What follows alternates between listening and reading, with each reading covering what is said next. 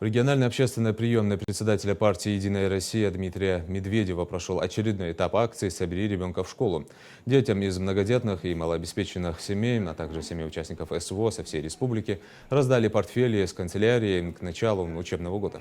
Помощь в проведении данного этапа акции оказали сенатор Российской Федерации Микаил Элезов, секретарь Ингушского отделения «Единой России» Магомед Тумгоев и депутаты Народного собрания региона от фракции. Сегодня в общей сложности раздали порядка 150 портфелей.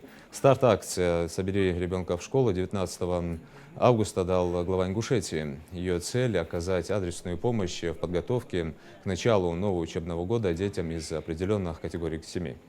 В портфеле, все необходимые канцелярские принадлежности, это тетради, ручки, там все, что необходимо для начала учебного года, все есть.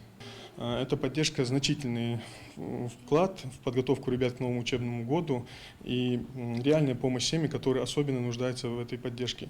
Хотелось бы поблагодарить всех, кто принял участие, оказал помощь и пожелать ребятам успешной учебы в новом учебном году.